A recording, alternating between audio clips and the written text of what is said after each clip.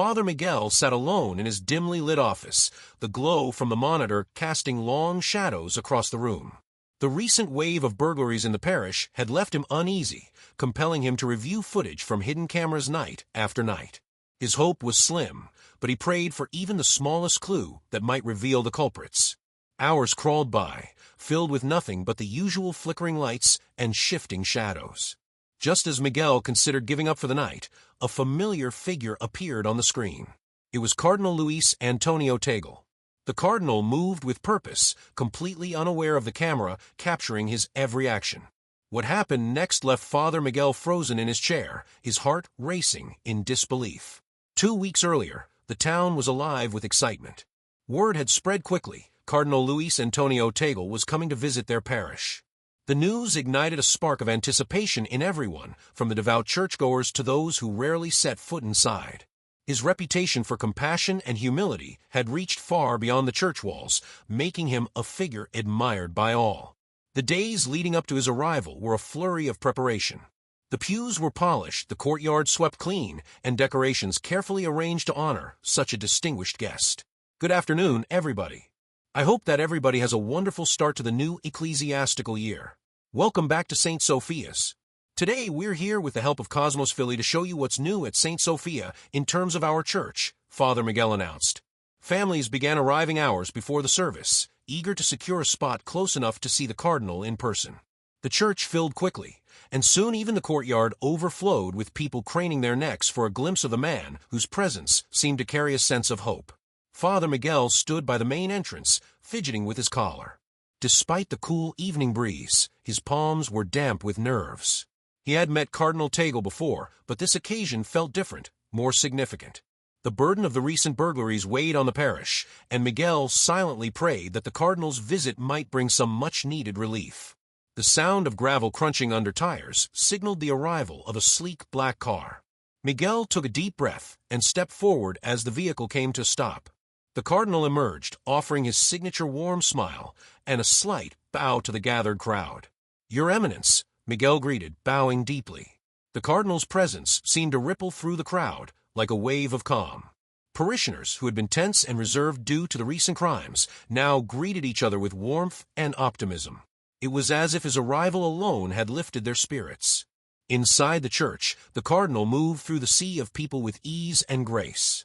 He shook hands, offered blessings, and spoke to each person with genuine interest, making them feel seen and valued. Father Miguel watched from the edge of the crowd, filled with admiration. Despite his high rank, Cardinal Tagle carried himself with the humility of a servant. His charisma was as natural as the air he breathed. Yet, as Miguel observed, something caught his eye.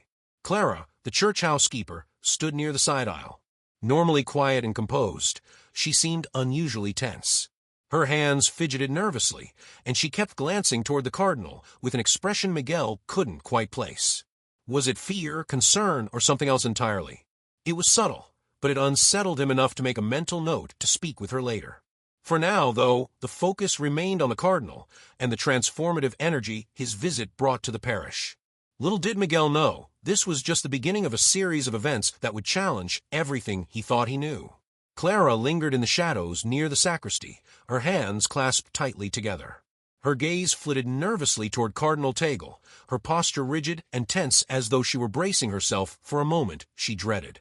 When the cardinal finally moved closer, she hesitated for a brief second before stepping forward. In a hushed tone, she whispered something to him, her words inaudible from where Father Miguel stood. The cardinal nodded slightly in response, his face a mask of calm, revealing nothing of the exchange. Without another word, Clara turned and exited the room abruptly, her pale face etched with an emotion Miguel couldn't quite decipher. Fear, perhaps, or guilt. Whatever it was, it unsettled him. Miguel's stomach churned as he tried to make sense of what he had just witnessed. Clara had always been composed and discreet, never drawing attention to herself. Yet here she was, behaving in a way that seemed entirely out of character, especially in the presence of someone as respected and revered as Cardinal Tagle. Miguel attempted to brush off his unease, chalking it up to nerves over the day's important events. But the memory of Clara's fleeting words and the cardinal's cryptic response refused to leave him.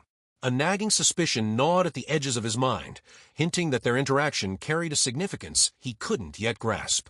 As the evening progressed, Miguel tried his best to focus on his duties, greeting parishioners and ensuring the cardinal's visit unfolded smoothly. Still, his thoughts kept circling back to Clara. What could she have said to the cardinal? Why had she appeared so rattled? Miguel pushed these questions aside, determined not to let his own overthinking spoil what should have been a joyous occasion. It was nearing midnight when the shrill buzz of Miguel's phone shattered the silence of his modest bedroom. Startled, he fumbled for the device on his nightstand, squinting at the screen through blurry eyes. The caller ID displayed the name of the security company responsible for monitoring the recently installed cameras at the church. A cold knot of anxiety formed in his chest. After weeks of uneventful surveillance, a call at this hour could only mean one thing: trouble.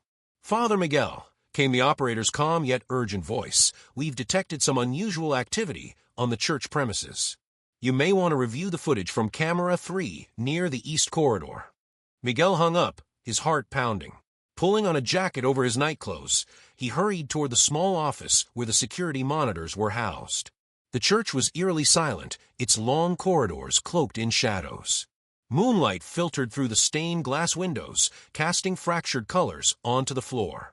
But the beauty of the scene did little to ease Miguel's growing unease. Once seated in the glow of the monitors, Miguel navigated to the footage from earlier in the evening. At first, the screen displayed nothing out of the ordinary: empty hallways, locked doors, and the stillness that always settled over the church after hours. But as the time stamp crept past 11 p.m., a figure emerged from the shadows, its movements deliberate and cautious. Miguel's breath caught in his throat.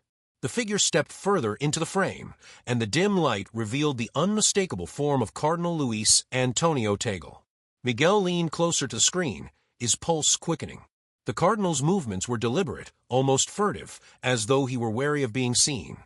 He paused every few steps to glance over his shoulder, scanning the darkness with a wariness that didn't match the composed, benevolent man Miguel had seen earlier that day. Miguel's chest tightened as he watched the footage unfold. What was the cardinal doing wandering the church at this hour? The more Miguel watched, the more troubling the scene became. The cardinal's actions were precise, almost as if he was searching for something, or someone. Miguel couldn't shake the feeling that there was far more to this late-night excursion than met the eye. And as the footage continued, what he saw next left him gripping the edge of the desk, his unease now fully transformed into alarm. As Cardinal Tagle approached Clara's quarters, he paused just outside her door. His hand hovered over the doorknob, hesitating for a brief moment. He glanced down the dimly lit hallway one last time, ensuring no one was watching. Satisfied that he was alone, he turned the knob and slipped inside, disappearing into the room. Father Miguel sat frozen, his eyes fixed on the monitor. His mind raced, struggling to reconcile the image of the respected and revered cardinal with the man moving so covertly. A wave of doubt and confusion washed over him. His first instinct was to give the cardinal the benefit of the doubt. Surely, there had to be an innocent explanation for his actions. But the secrecy, the cautious glances over his shoulder, and the odd timing, it all gnawed at Miguel's resolve.